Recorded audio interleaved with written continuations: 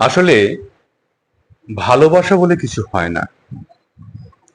ভালোবাসা একটা লোভনীয় খেলনার মতো। প্রয়োজন মতো মাঝে মধ্যে ধুলো ঝেড়ে নিয়ে একটু একটু সময় কাটানো, এই আর কি। বুঝলেন? আসলে ভালোবাসা বলে কিছু হয়ই না।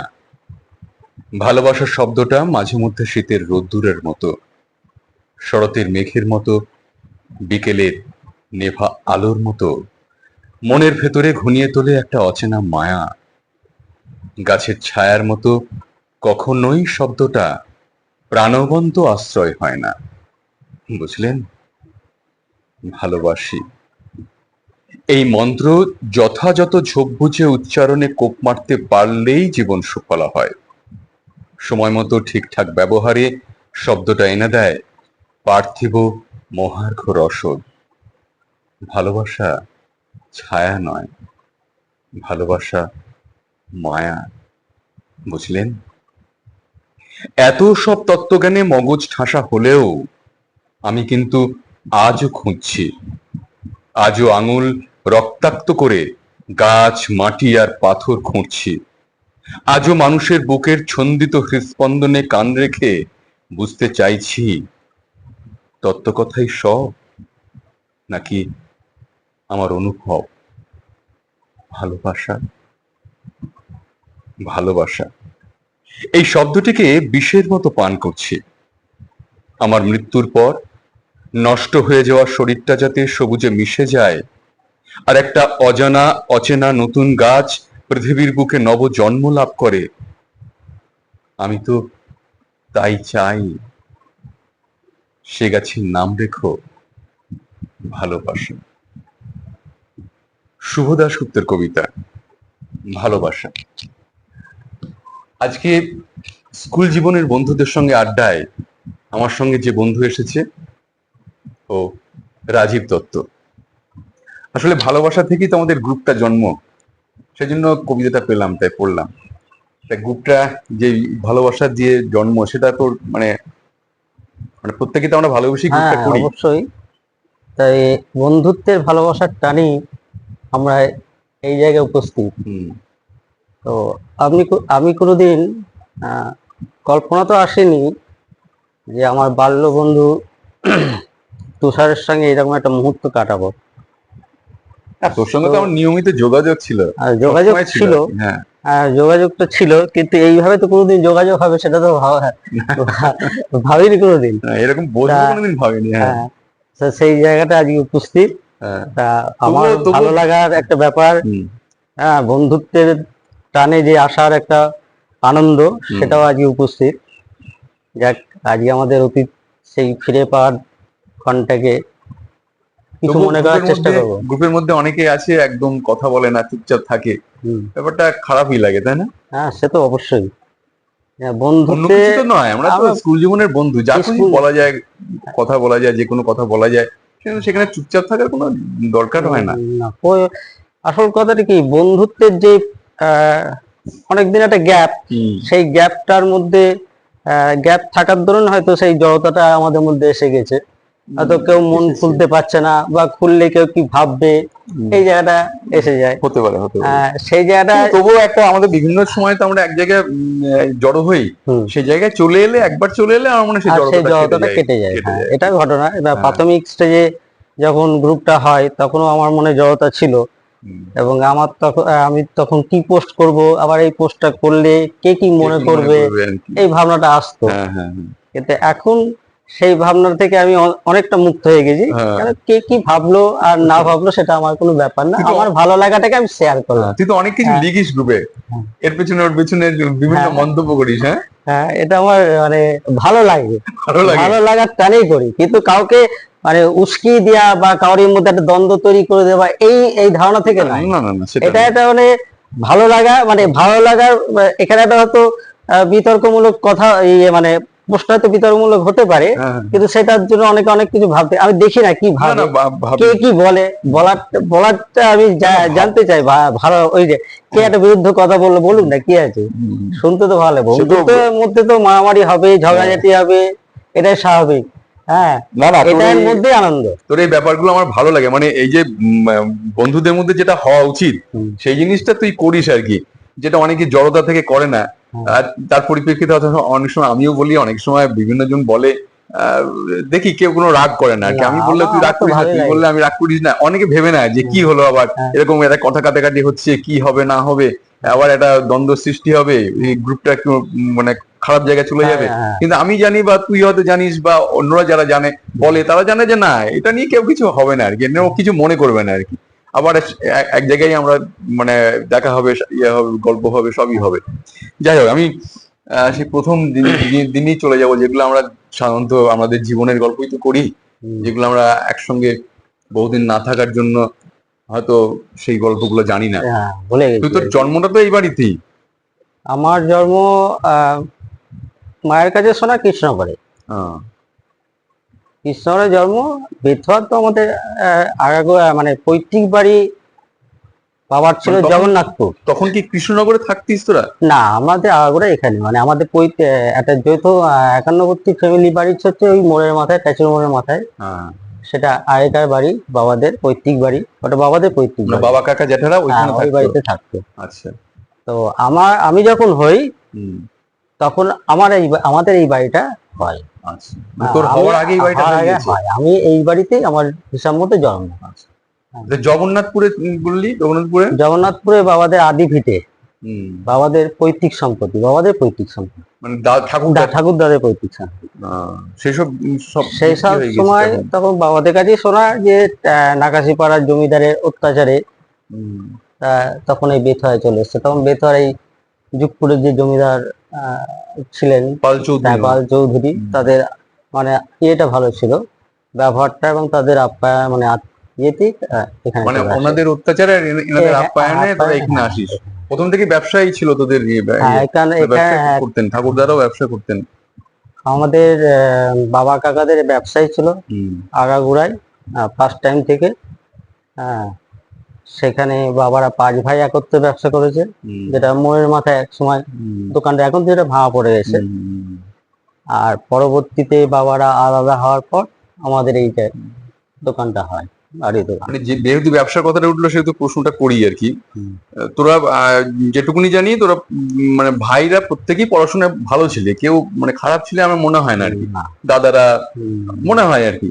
কিন্তু কেউ চাকরির দিকে গেলি না, সব মানে বাবার ব্যবসা ছিল বলেই কি ব্যবসার দিকে ঢুকলি? ব্যাপারটা ঠিক তা নয়। ব্যাপারটা হচ্ছে আমরা 4 ভাই, হুম।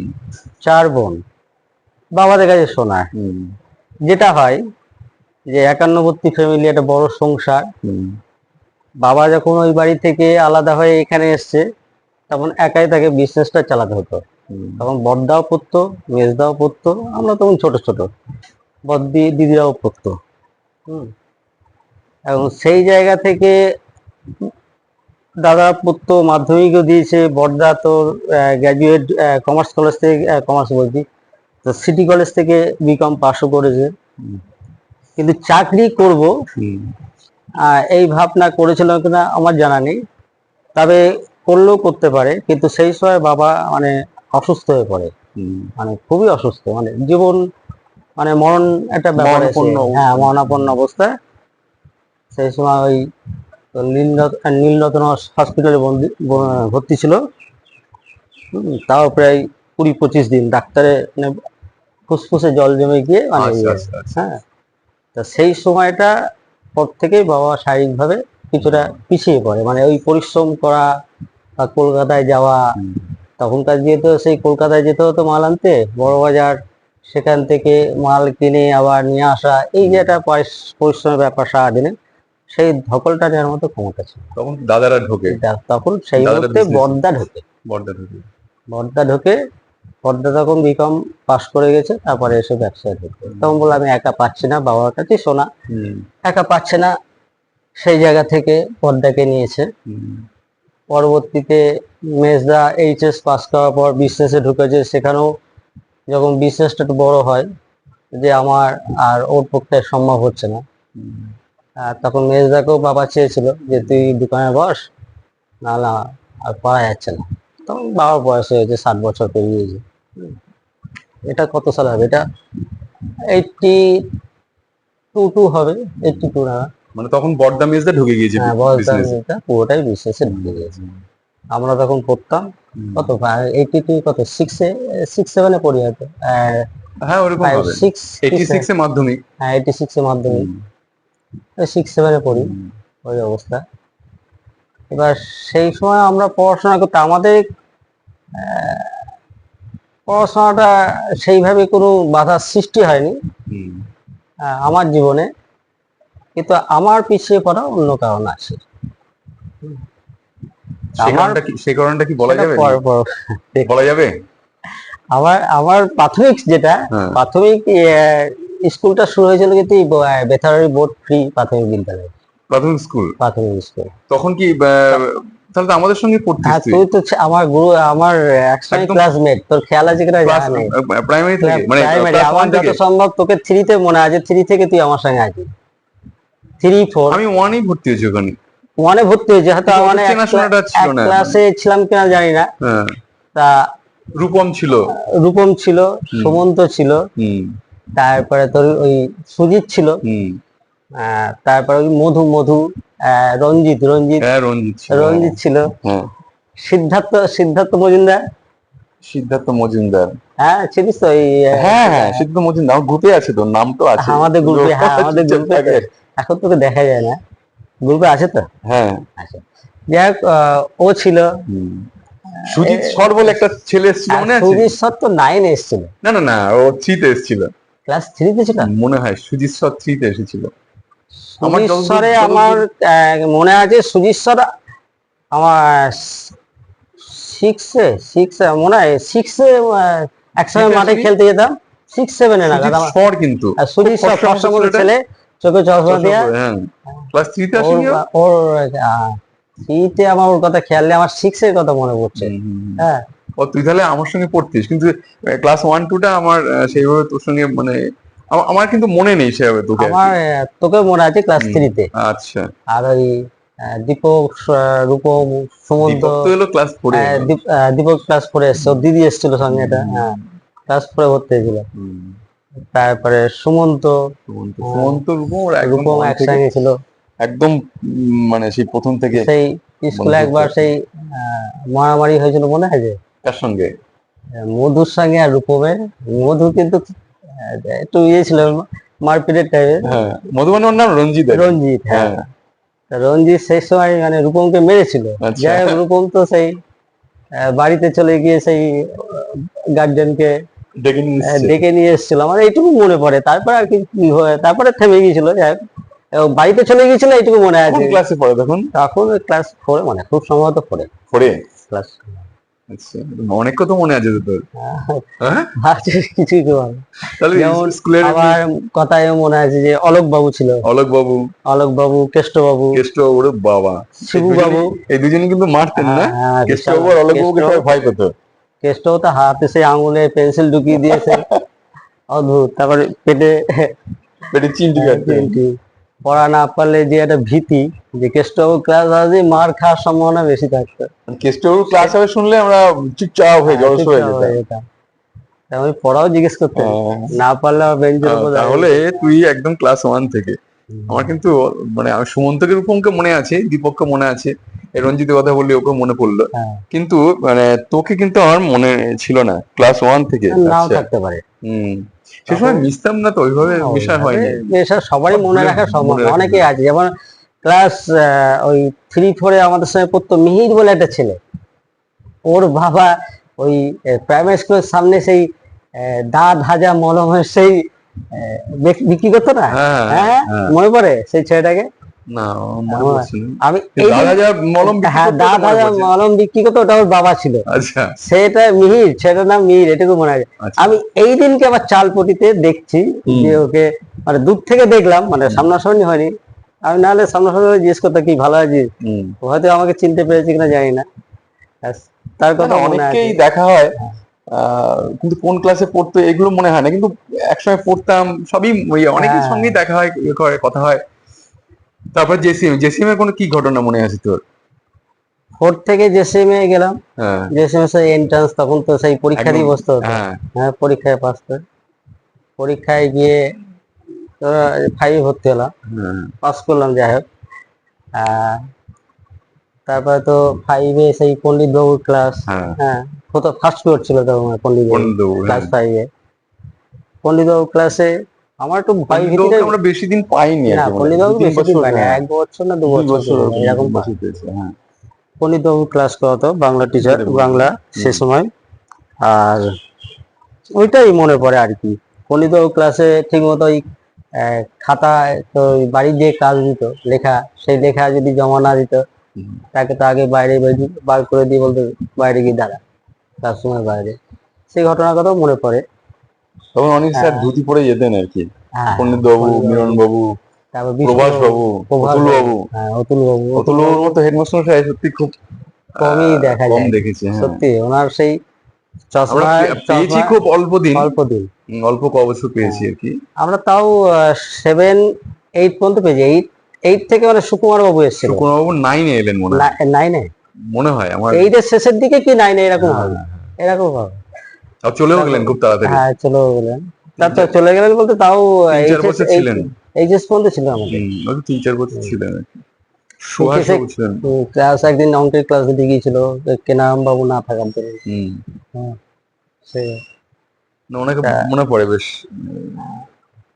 আমার ওই সেই অ্যাসিস্ট্যান্ট স্যার প্রভাস বাবু, প্রভাস বাবু, ওনার প্রভাস বাবু আর অতুল বাবু একসঙ্গে অতুল ছিলেন, বাবু, প্রায় একসঙ্গেই ওনারা রিটায়ার করেছেন।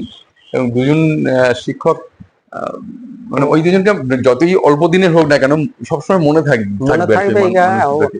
এই কারণে অতুল বাবুর একটা আলাদা একটা চাহনি ছিল, হুম। চশমার সেই খুব দুরস্ত, হ্যাঁ একদম কাপড় একদম পরতো, পরিষ্কার পরিচ্ছন্ন পরিষ্কার একদম। পরিচ্ছন্ন, মানে ফিটফাট সবসময়। হ্যাঁ আর যখন ওই তোর ওই আমাদের ইয়ে সঙ্গীত গাওয়ার পর, জাতীয় সঙ্গীত হয়ে যাওয়ার পর, পেয়ার লাইন হয়ে যাওয়ার পর, হ্যাঁ, মানে একটা তখন হাতে ওই লাঠি হাতে থাকতো লাঠি একটা। নিয়ে বেরোতো, যাতে কিন্তু কাউকে কিন্তু মারতেন না না, মারতেন না। ওই ওই লাঠিটা সবাই ভয় পেত কিন্তু কাউকে উনি মারতেন না, এটা কিন্তু আমি খেয়াল করেছি আর কি। ওইটা ওই টিচার রুম থেকে ইয়ে থেকে বেরিয়ে, রুম হ্যাঁ, থেকে বেরিয়ে একেবারে গেট পর্যন্ত তিনি আসতেন, হ্যাঁ। আসতেন। হ্যাঁ, ওই 2-3 বার হাঁটাহাঁটি করতেন, তাতে তাতে ছেলে পিলে ভয়ে ঘরে ঢুকে যেত।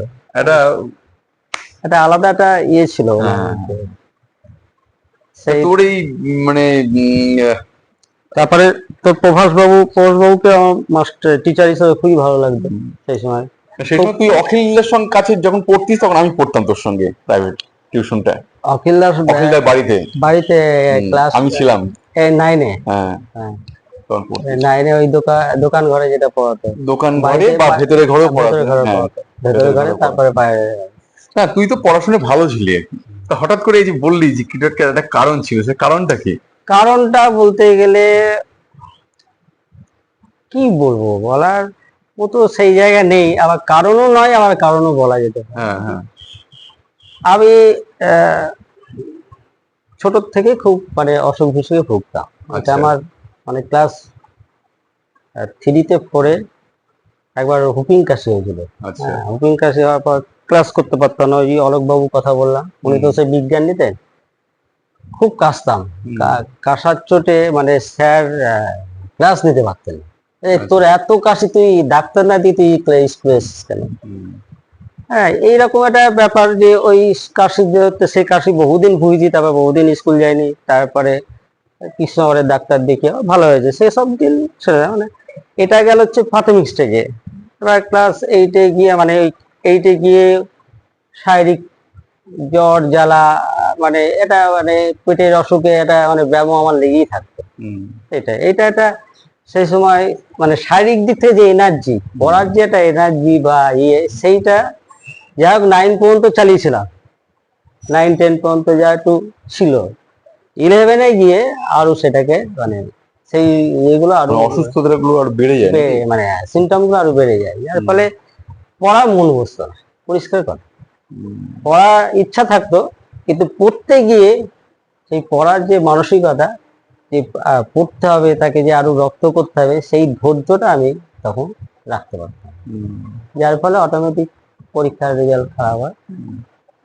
সেখান তুই তো থেকে খেলাধুলো করতিস, তুই ক্রিকেটটা খেলাধুলা, খেলতিস। ক্রিকেট, সে ক্রিকেট তো আমার খেলাধুলো তো একেবারে সেই ক্লাস 5 থেকেই, হ্যাঁ, যেহেতু আমাদের প্রাপ্ত স্মৃতি সংঘ হ্যাঁ, বাড়ির পেছনে হ্যাঁ। মিতালি আমিও ছিল। আসতাম কিন্তু হ্যাঁ, খেলতে। হ্যাঁ?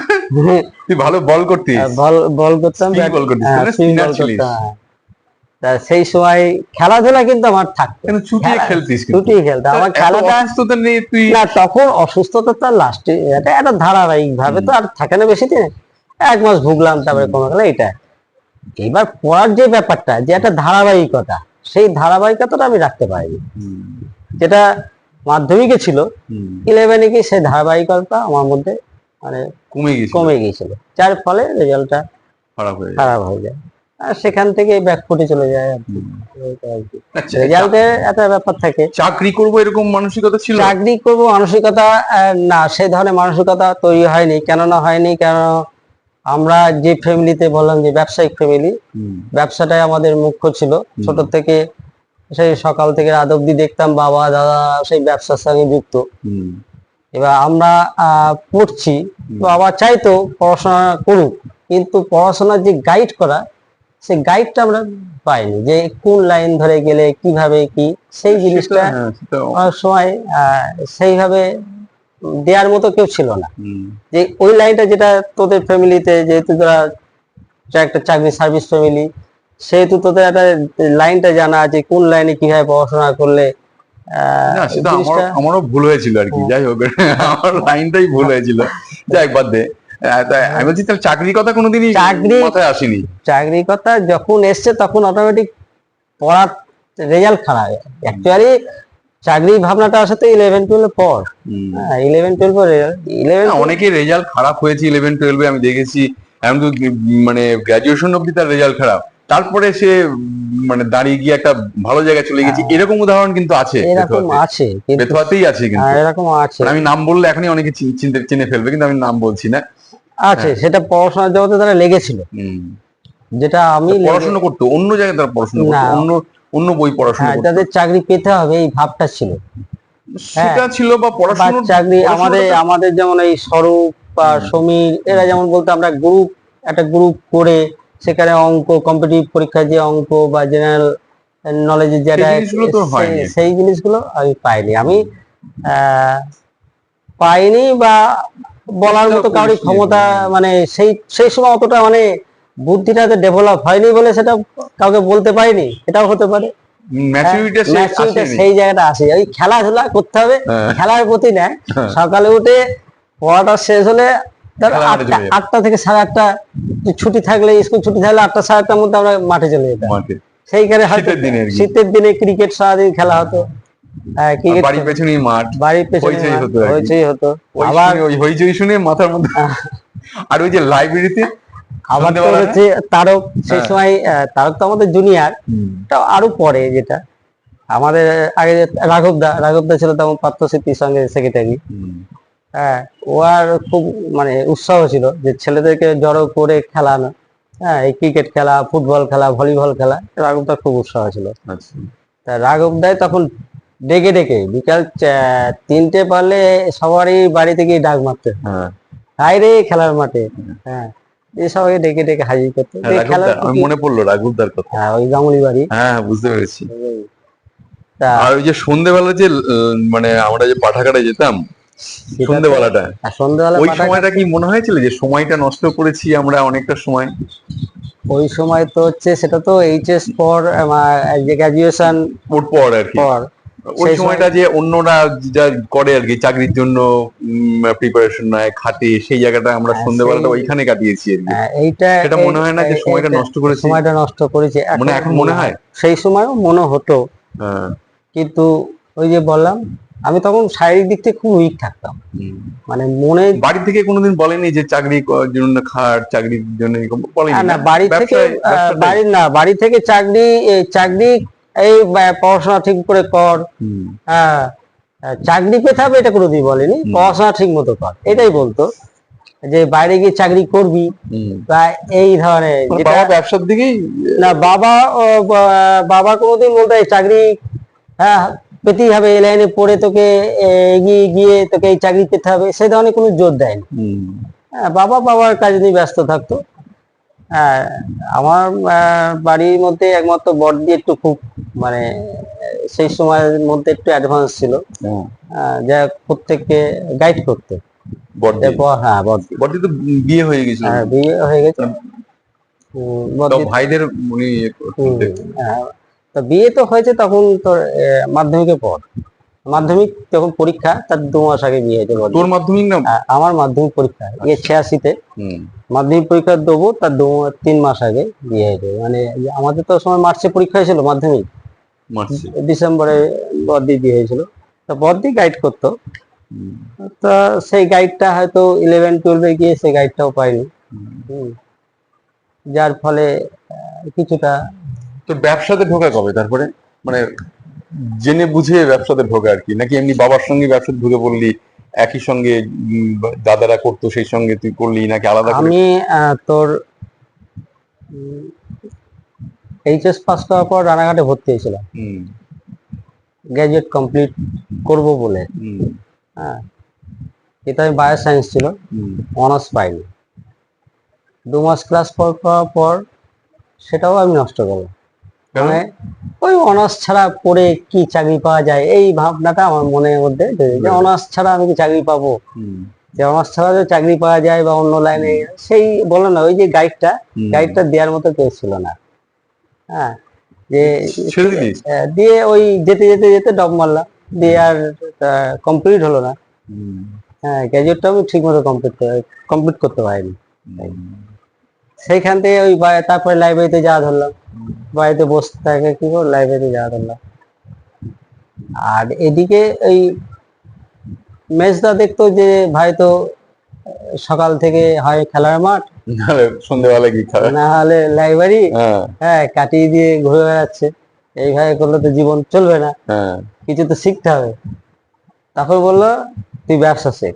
আমি বলছি ব্যবসা কর, একই ব্যবসা। হুম, হ্যাঁ, আমাদের তো বড় ব্যবসা, লোকের প্রয়োজন। হুম। হ্যাঁ, সেটা না তোদের মানে বাবার নামটা বেথুয়াতে সবাই জানতো আর কি, হ্যাঁ বেশ পরিচিত ছিল, ব্যবসাদার হিসেবে পরিচিত ছিল, পরিচিতি ছিল। আর সেই সময় ব্যবসাটাও আমাদের বড় ছিল। বড় ছিল। এবার মেজদা দেখছে লোকের প্রয়োজন, কে যাবে প্রতিদিন বাইরে, হুম, হয় কলকাতা নাই সাহিত্যা নাই বর্ধমান, কে যাবে। হুম। তার শারীরিকটা এসেছে, একদিন পর পর যেতে হতো। তখন তার এখনকার মানে মধ্যে ছিল না। বড়দা দোকানেই থাকতেন, বড়দা দোকানেই থাকতেন, আর মেজদা আর বিভিন্ন। বড়দা দোকানে থাকতেন।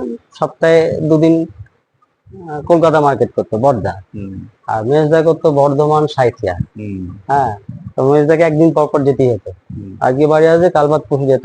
তখন তো আর মানে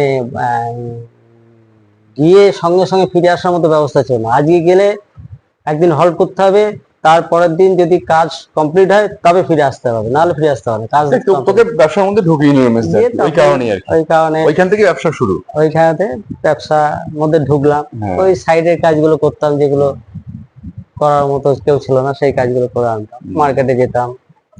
হ্যাঁ, এই যৌথ ফ্যামিলিতে থাকতে থাকতে, যৌথ ব্যবসা থাকতে থাকতেই তোর বিয়ে আর কি। হ্যাঁ, এই ব্যবসার সঙ্গে জড়িয়ে পড়া। যখন বিয়ে করিস তখন যৌথভাবেই ব্যবসা হতো আর কি, আর যখন বিয়ে করি তখন একই একসঙ্গেই ব্যবসা। একই ব্যবসা ছিল। হুম, না, বিয়ে করার 6 মাস আগে আমি আমার যে বর্তমান দোকানটা ওইটা করেছিলাম 6 মাস আগে। আচ্ছা। 6 মাস আগে তখন তখন বাবা কি আলাদা আলাদা না, করে দিলেন বাবা নাকি? আলাদা আলাদা না, তখন ওই সময় ব্যবসা আমাদের যে মূল কাউন্টার, পাইকারি কাউন্টার, খুচরো কাউন্টার। হ্যাঁ, তখন ওই পাইকারি কাউন্টারের সঙ্গে খুচরো কাউন্টার রাখা যাবে না, এটা সরকারি নির্দেশ আসবে। আচ্ছা। পাইকারি কাউন্টার হয় পাইকারি এক রাখতে হবে, না খুচরো কাউন্টার আলাদা করতে হবে।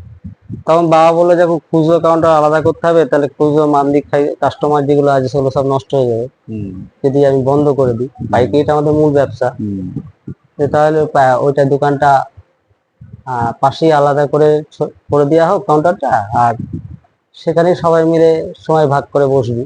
মানে এই ব্যবসাটা একসঙ্গে থাকলো, একসঙ্গে থাকলো, কিন্তু কাউন্টারটা ভাগ করবো। কাউন্টারটা আলাদা আলাদা হয়ে গেল আর কি। ওইভাবে ওই সময় ওই তো বিয়ে আর কি। সময় ভাগ করে সবাই এখানে হুম।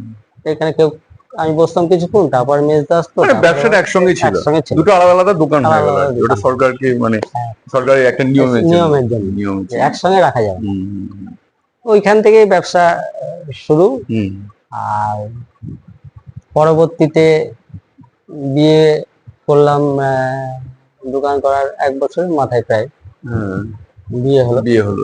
না তোদের বাড়িতে এমনি সবাই এবার একটা জিনিস আমি দেখেছি, খুব ঈশ্বর বিশ্বাসী আর কি, মঠের সঙ্গে তোরা খুব জড়িত। এই যে ঈশ্বর বিশ্বাসটা এটা কি থেকে এলো? মানে ঠাকুরদার থেকে এসছে নাকি না বাবার থেকে এসছে? মানে এটা কি পৈতৃক ইয়ে? ঈশ্বর আমি আমি ঠাকুর আমার ঠাকুর দাদাকে আমি নিজে দেখিনি কোনো। আচ্ছা। হ্যাঁ, আমি ঠাকুমাকে দেখেছি।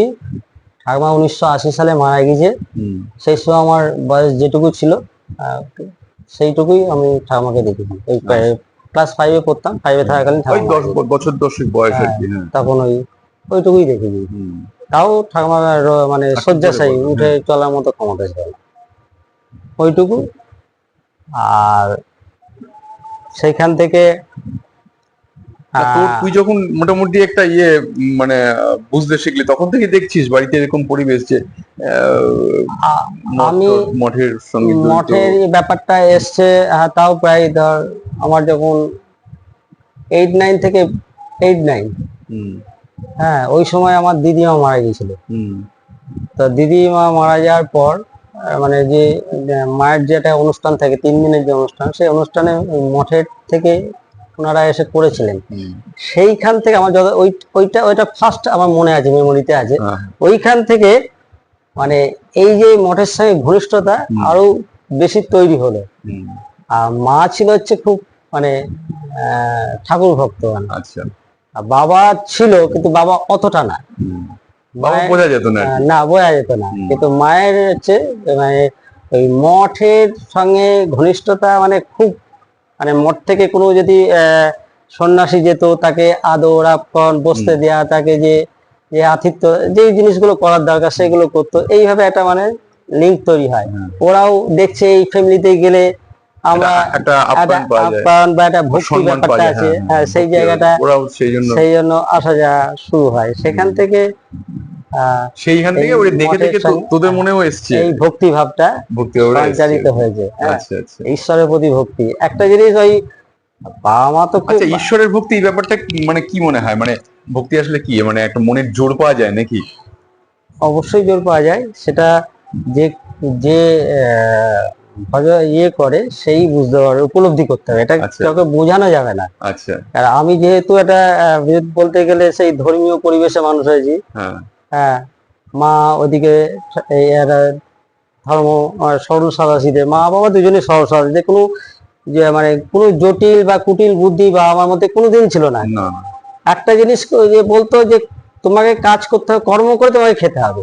হ্যাঁ, ভালো কর্ম করবা, ভালো ফল পাবা। এই জিনিসটা আমাদের ফ্যামিলিতে ছোট থেকে মানে এই ধরনের কথাগুলো ফ্যামিলিতে প্রায় দিনই বলা হতো যে ভালো কাজ করবা, ভালো ফল পাবা, খারাপ কাজ করলে খারাপ ফল পাবা, এর জন্য তুমিই দায়ী, দ্বিতীয় কেউ দায়ী না। এই ভাবনাটা তৈরি করে দিয়েছিল, যার ফলে সেই ভাবটা আমাদের মধ্যে ঢুকে যায়। হ্যাঁ, সেখান থেকে ধর ঈশ্বরে এই যে বাবা মাকে দেখেছি পুজো আর্চনা করতে, ঠাকুর ঘরে গিয়ে, হ্যাঁ, এই যে একটা তাদের যে ভোর 3টের সময় উঠে তাদের সেই জীবনযাত্রা আমরা কিন্তু পালন করতে পারি না, কিন্তু তাদের সেই ইয়েটা দেখি, ধর্মীয় ভক্তিটা, হ্যাঁ, সেইটা বিশ্বাসটা ঢুকে গিয়েছে। কিন্তু ওনারা যেভাবে পালন করেন সেটা আমরা এখনো পর্যন্ত পাই না। তোদের ছেলে মেয়েদের মধ্যে, মানে তোর ছেলে মেয়ে বলছি না, আমি বলছি দাদার ছেলে মেয়ে, বড়দার ছেলেকে তো দেখেই যথেষ্ট ইয়ে, তোর ছেলে মেয়ের মধ্যে কি এটা ঢুকেছে, মানে ঈশ্বরের প্রতি এই যে ভক্তি ভাবটা, মঠ নিয়ে মঠের মধ্যে যাওয়া আসা? আমার বড়দার ছেলে তো পুরো মঠের লাইনে। হ্যাঁ, ওর দ্বিতীয় মানে ওর ধ্যান ধারণা ওর বাইরে, সম্পূর্ণ ওই লাইনে। আমার ছেলের মধ্যে ওই ধরনের এখনো পর্যন্ত যেটা কথা বলে বুঝেছি, হ্যাঁ, তাতে ঈশ্বরে বিশ্বাস করে, কিন্তু কোনো যুক্তি বা বিজ্ঞান ছাড়া কোনো কিছু মানতে যায় না। আচ্ছা। হ্যাঁ, এখনো সেদিনকেও আমার সঙ্গে একটু ইয়ে হলো, বলছে আমি মানি না, আমি ঈশ্বরকে মানব, কিন্তু অন্য কিছু তুমি যে আচার আচরণ বলো সেগুলো আমি নাও মানতে পারি, সেগুলো আমার মনে, ওর মধ্যে একটা নিজস্ব একটা নিজস্ব চিন্তাধারা আছে। ভালো, নিজস্ব চিন্তাধারা গড়ে ওঠা তো ভালো, নিজস্ব চিন্তাধারা। আমি যদি কোনো কিছু বলি তার এগেনস্টে যুক্তিও দেখানোর ক্ষমতা আছে, দেখাতে পারে যে আমার এটা পছন্দ না, তোমার ভালো লাগতে পারে, ভাবে আর কি, বা হয়তো পড়াশোনা করে, হয়তো যে আমি ঈশ্বরকে বিশ্বাস করবো, কিন্তু মানে অন্যান্য আচার আচরণ গুলো যে আমাকে সবটা মেনে চলতে হবে না, আমি করবো না। যে আমি আমার মতো করে আমার করবো, মতো, আমি আমার মতো করে বিশ্বাস করবো, আমি আমার মতো করে আমার ভক্তি মতো করবো, করে এই ব্যাপারটা চলবো, আছে এই ওর মধ্যে। ব্যাপারটা আছে যে হ্যাঁ, একেবারে এই গতানুগতিক মানে ধারায় দেখে যে দেখে তুমি দেখে করছো দেখে বলে আমাকে করতে হবে, না, এই ব্যাপারটা সেই নেই ওর না, মধ্যে। সেই আর ব্যাপারটা ওর মধ্যে নিজস্বতাটা একটা আছে। এই এই যে যে তুই তোর তোর মধ্যে যে একটা মানে না পাওয়া ব্যাপার আছে, আমার যেটা মনে হয় আর কি, হুম, যে তুই চেয়েছিলি যে আমি এইদিকেও যেতে পারি, পড়াশোনা ভালো হয়েও হয়তো পড়াশোনাটা এগিয়ে নিয়ে যেতে পারিনি। তো সন্তানদের মধ্যে তো সেই জিনিসটা চাস তো। অবশ্যই, তা ওরা কি অবশ্যই চাই, কিন্তু সেটা তো আমি তো নিয়ন্ত্রণ করতে পারি না, সবই ওপরওয়ালার ইচ্ছা প্লাস ওদের কর্ম, ওরা ওই হ্যাঁ। লাইনে থেকে এগিয়ে যেতে তা হবে, লাইন ধরে একটা সন্তানকে মানুষ করার ক্ষেত্রে তোর কিভাবে করা উচিত আর কি, মানে কিভাবে একটা সন্তানকে বেড়ে ওঠার ক্ষেত্রে পিতামাতার ভূমিকাটা কি হওয়া উচিত তোর মনে হয়? আমি ছোট থেকে ছেলেকে যদি মনে করা হয় এই জায়গাটা ভুল হয়েছে, হুম, সেই ভুলটাকে আমি বলি এটা ভুল, হুম, এটা করা যাবে না, হুম, এটা ঠিক, এটা করতে হবে, হুম, এইটা আমি প্রথম থেকে মানে গাইড করি। সেটা হচ্ছে পড়াশোনার ক্ষেত্রে হতে পারে, দেখা গেলো পারিবারিক কাউকে প্রতি কাউকে অসম্মান প্রদর্শন করলো, সেটাও আমি ভুল শুনে, এটা অসম্মান করা ঠিক নয়, যেহেতু সে গুরুজন, হুম, তোমাকে শ্রদ্ধা দেখাতে হবে। তোমার হয়তো তার কথার প্রতিবাদ করার দরকার, হুম, কথা হয়তো ভুল বলেছে, সেটা ভুলের, সেটা ঠিক, সেটা তুমি বুঝাও, কিন্তু তুমি অসম্মান কর। এই যে ব্যাপারগুলো, ছোট ছোট ভুল যেগুলো করি আমরা, হুম, আমরা যেটা ছোটবেলায় মানে সেই ভুল ধরিয়ে দেওয়ার মতো কাউকে পাইনি, হুম। যেটা আমি নিজের থেকে উপলব্ধি করেছি, যে ভুলটাকে ধরিয়ে দিতে হবে। তাহলে ভুলটা ধরিয়ে দিতে পারলে সে সঠিকটা বিচার করতে হবে যে কোনটা ঠিক সে হতে পারে, সঠিক পথে সেই যেতে পথটা পারবে আর কি। যেতে পারবে। সেই কাজটা আমি করার চেষ্টা করি, সেটা পড়ার ক্ষেত্রেও তাই। হুম, বাড়িতে হয়তো ঠিক মতো পড়াশোনা করছে না, তখনও বলি। আবার তো অন্য কোনো আলোচনা বা দেখা গেল বর্তমান পরিস্থিতি নিয়ে, পেপারে কোনো হুম, ঘটনা নিয়ে ও একটা মত দিচ্ছে, হুম, আমি হয়তো সেটা ভুল ভাঙিয়ে দিলাম, এটা নাও হতে পারে, তুমি যেটা ভাবছো এটা নাও হতে পারে, হুম, এর এগেনস্ট এটা হতে পারে। হুম। হ্যাঁ, দুটো দিকই তোমাকে ভাবতে হবে, ভালোর দিকটা ভাবতে হবে, খারাপ দিকটা। মানে ছেলে মেয়ে উভয়ের ক্ষেত্রেই এটা করিস আর কি। এটা এটা আমি করি। মেয়ে তো এখন ছোট আর মেয়ে কি। ছোট, হ্যাঁ, মেয়ে আহ, ছোট হলেও কথাগুলো খুব স্ট্রেট কাট, আচ্ছা। যেটা ছেলে চুপচাপ থাকে, হুম, মানে হাজার ঝড় জামালা উঠে গেলেও ও চুপ, ও হুম, নিজের কাজ নিজে করে যাচ্ছে, চুপ করে বসে থাকবে। হুম, ও নিজের টুকু মানে খুব স্বাধীন, মানে খুব নিজের কাজ নিয়ে থাকতে পারে। আচ্ছা। আর মেয়ে একটু কি বলে, বাবা মা প্রতি একটা যেটা হয়, হুম, একটা হয়তো কোনো ইয়ে হলে ও নিজেই এগিয়ে যাবে। হ্যাঁ, কথা বলা মানে একটা স্ট্রেট কথা বলারও একটা মধ্যে প্রবণতা যে রয়েছে, আমি ওকে দেখেছি। হুম। যেটা অনেক সময় ভালো মানে হতে যেটা পারে, ভুল অনেক সেটা সময় ও ভুল বলে আর কি। হ্যাঁ ভুল বলে। মানে ওই ওই ওই বয়সেই বলে। ওই বয়সে আর ভালো। ছেলের ক্ষেত্রে চুপচাপ না, থাকে ও আর কি। চুপচাপ, ও ভুল, কে ভুল করছে, কে ও ঠিক নিজেকে করছে, নিয়ে ও থাকতে নিজেকে নিয়ে ভালোবাসে। থাকতে আচ্ছা, ভালোবাসে। আচ্ছা।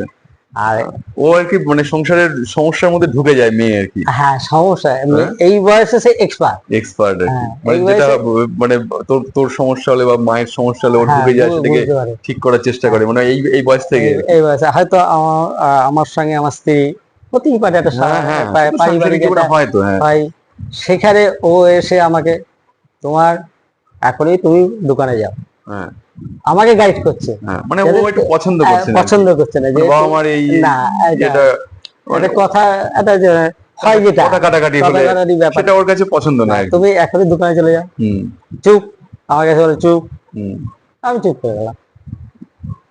কেন আমার ওটা ওর যে বলে সেই হ্যাঁ, কথাটা আমার মাইন্ডে লাগে, আমি সঙ্গে সঙ্গে চুপ করে যাই। হুম।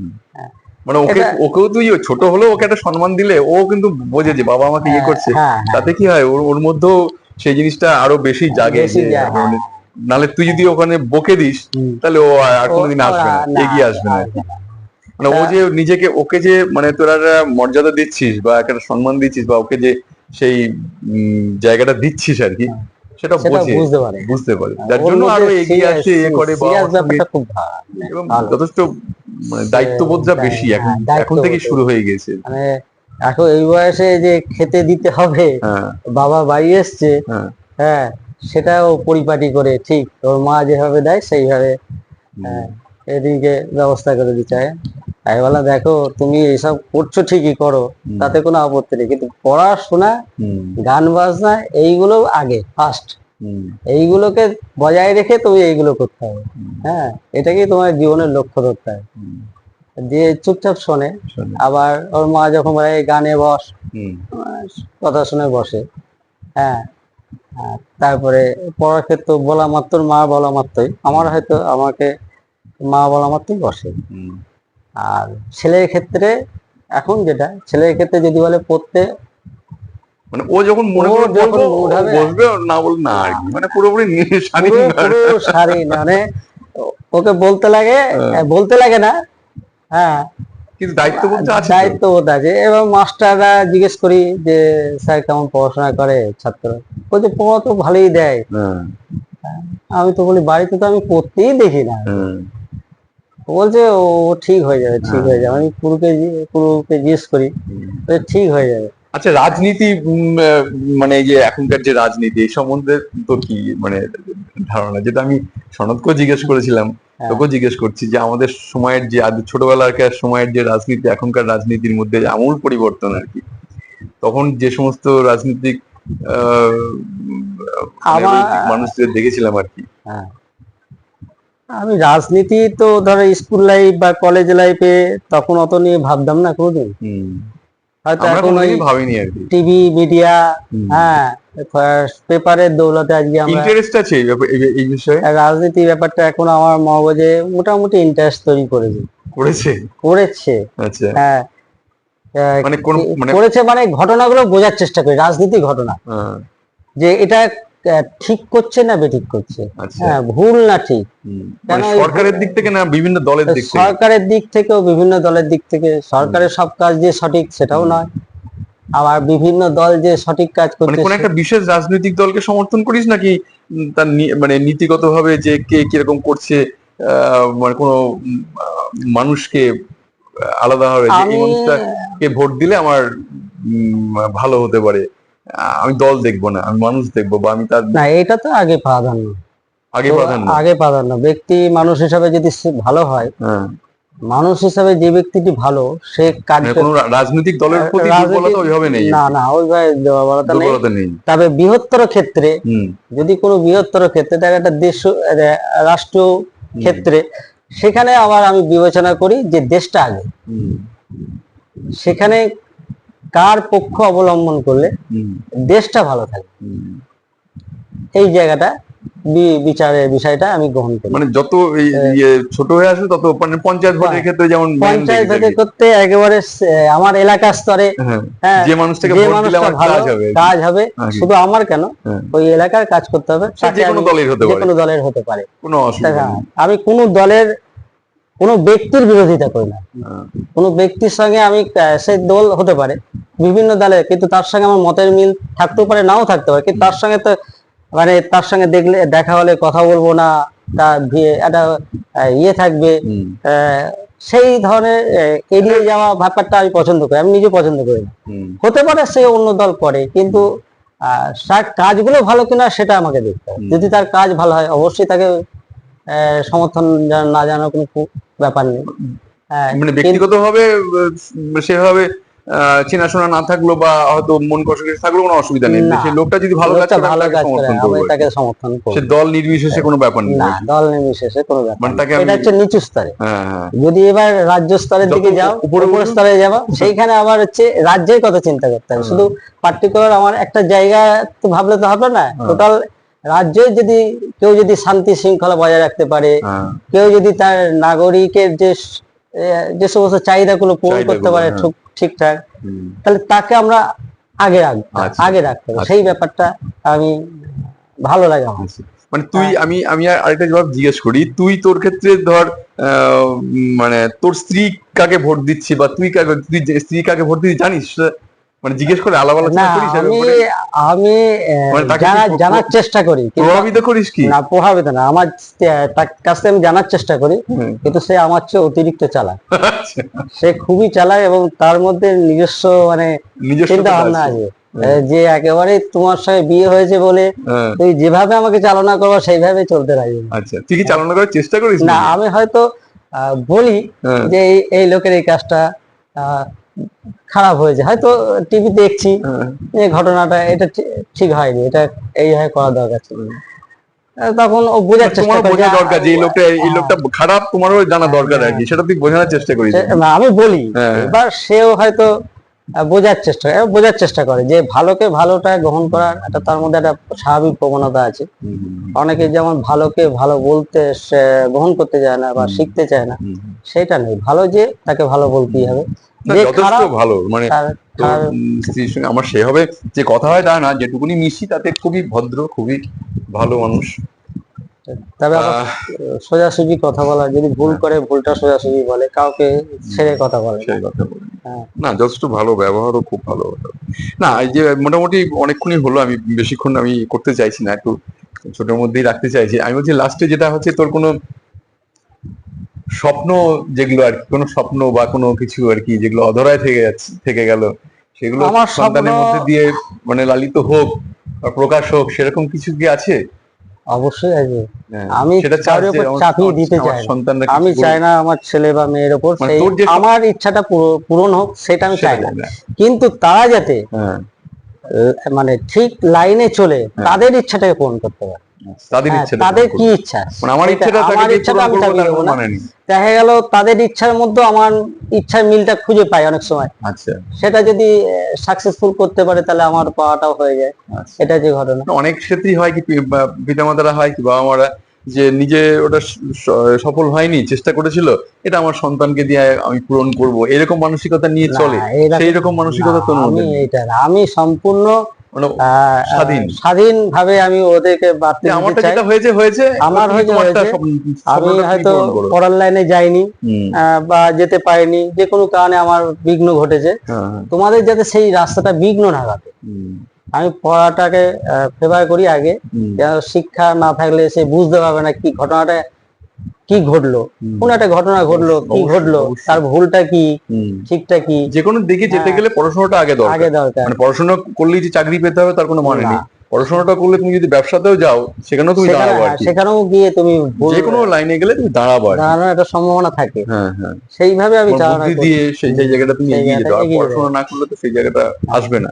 না, সেই জন্য আমি পড়ার লাইনটাকে আগে প্রিফার করি। এখন ওদের ভাগ্য, ওদের এগিয়ে যার যেটুকু যার ক্ষমতা। হুম, আমি আমি নিজেকে দিয়ে বিচার করে দেখেছি, হুম, নিজেকে বোঝার চেষ্টা করি। আমি অল টাইম নিজেকে, নিজের অনুভূতিটাকে আমি সবসময় ধরে রাখার চেষ্টা করি। আমি আজকে তুষারের এখানে উপস্থিত হলাম, হুম, আমার কেমন লাগলো, হুম, কেমন পরিবেশটা লাগলো, কেমন তার সঙ্গে কথা বলে, এই যে অনুভূতি, হুম। এটা আমি স্মৃতিপটে গেঁথে রাখার চেষ্টা করি। এটাই আমাকে আরে আরো একটু মানে অনুভূতিটাকে আরো এগিয়ে নিয়ে যায় বা কথা বলার শক্তিটাকে আরো বাড়ায়। আচ্ছা, হ্যাঁ, আচ্ছা।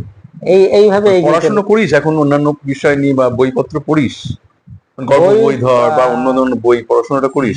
বই তোর পড়া লেখাটা গুলো অনেকেই পছন্দ করে গ্রুপে, ভাষাগুলো পছন্দ করে, অনেকেই বলে পড়াশোনা রাজীবের হয় না, ভাষা খুব তবে সুন্দর। আমি দোকানে বসে থাকলে হুম, এখন মোবাইলের মাধ্যমে যেটুকু হুম। হাতের কাছে আসে সেইটাকে আমি ঘোরাফেরা করি। আচ্ছা। হ্যাঁ, এমনি পড়াশোনা বই খুলে পড়তে হবে ওটা হয় না। ওই কখনো কখনো এই যে ছেলেকে একটু দেখালাম, সেটা আলাদা ব্যাপার, কিন্তু এমনি আলাদা করে গল্পের বই পড়াশোনাটা হয় না। পড়া হয় না।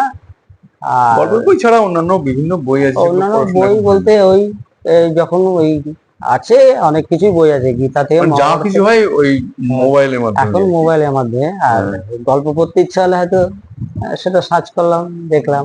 আচ্ছা। হ্যাঁ, এটা আর কি। কোনো মানে লাইব্রেরি সিনেমা থেকে বই তুলে আর পড়া হয় না? না, আগে সেই বই তুলতিস তো? আগে বই তুলতাম। পড়তিসও গল্প বই প্রচুর, পড়তাম। তাই না? তা আমার এই আড্ডা ঘরটা কেমন লাগছে? আড্ডার জায়গাটা মোটামুটি সাজাচ্ছি আর কি। এটা তো সবাই যদি আসে আরো আর একটু দারুণ লাগছে, একটু আমার করে। কাছে খুবই মনোরম লাগছে। হ্যাঁ, হ্যাঁ, সাজিয়েছিস সুন্দর। হ্যাঁ, আরো ডেকোরেশন মানে বাকি আছে দেখে হ্যাঁ, মনে অনেক হচ্ছে। কিছু হ্যাঁ, টুকটুক করে করবো আর আমি অনেক ইচ্ছা আছে, হ্যাঁ। যাক ইচ্ছাগুলো পূরণ হোক আমি চাইবো। হ্যাঁ, প্রত্যেকে আমার ব্যক্তিগত আমার সে মনে করি যে প্রত্যেকে তার নিজস্ব ইচ্ছাগুলো পূরণ করুক, হুম। তাতে সে তার নিজেও একটা মানসিক তৃপ্তি থাকবে। তৃপ্তি থাকবে। হ্যাঁ, তার মধ্যে একটা রুচিবোধও তৈরি হবে। হ্যাঁ, হয়তো আমার ইচ্ছা অনেক কিছু আছে, কিন্তু আমার সম্ভাবনা হয়তো থাকলেও, সম্ভাবনা বলতে যে আমি ফুটিয়ে তুলবো, হুম।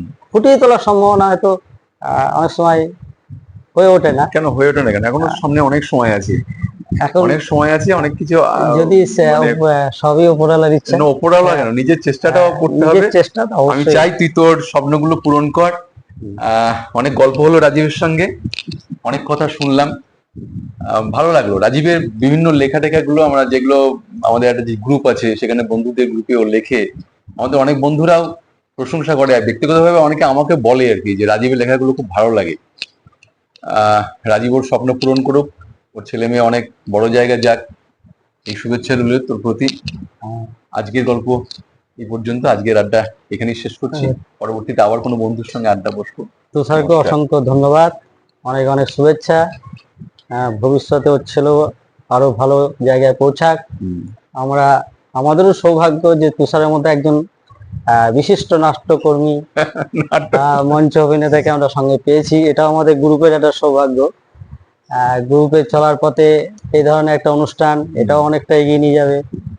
হ্যাঁ, এইটার মাধ্যমে আমরা কিছু কিছু জানতে পারছি যেগুলো আমরা জানতে পারি না। আমরা বন্ধুরাও এগুলো বুঝতে পারছি যে ওর জীবনে মানে এক একটা জীবনে, যেমন আগে তাপস তার কথা বললো বাবাকে দেখেইনি জীবনে কোনদিন, এটা আমরা জানতাম না। এরকম ঘটনাগুলো, কিছু খারাপ মুহূর্ত, যেটি ভালো মুহূর্ত, সেগুলো জানতে পারি। আজকে এই পর্যন্ত, নমস্কার।